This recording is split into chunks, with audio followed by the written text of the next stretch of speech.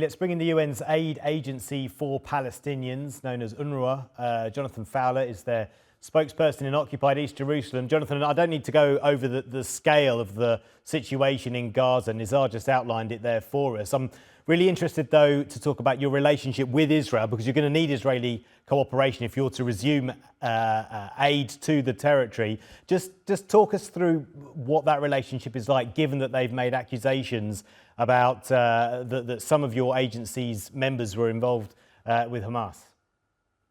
Indeed. Well, the latest news from yesterday was that we've been informed, or rather the United Nations overall has been informed that we, UNRWA, will no longer be allowed to supply aid to the north of the Gaza Strip. And as your correspondent rightly flagged in the previous report, that means hundreds of thousands of people will be deprived of access to supplies that we might be able to bring in. But I should stress that we've been repeatedly denied access, or indeed our missions, our humanitarian missions, our supply missions, our assessment missions have been denied or impeded to that region. And we've not been able to get food in to the north for many, many weeks. So in terms of the relationship, clearly we talk on a regular basis with the Israeli authorities, as in any war zone around the world.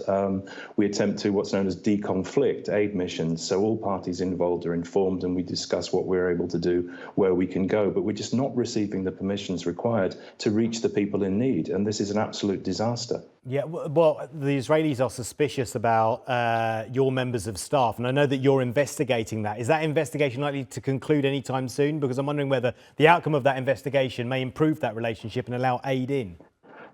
Well, I should stress, I mean, there's an independent investigation of our staff. We faced allegations against the alleged actions of 12 members of our staff. Now, to put that in context, we have 13,000 staff in the Gaza Strip, 30,000 across the region. So 12 people is 0.004% of our whole staff count across the region. The allegations have not been substantiated. The investigation is still ongoing. Whether the outcome of the investigation is what's required to allow us to get access, that remains to be seen. But we have seen, as has been flagged by our Commissioner General, Philippe Lazzarini, we've seen a number of measures to constrain our operations, both within the Gaza Strip, in humanitarian terms, but also on the administrative front. So this is part of an ongoing pattern, unfortunately. Yeah, and it's not just about opening the crossings, is it? You also need to have the road access to be able to get the aid to where it's needed most quickly.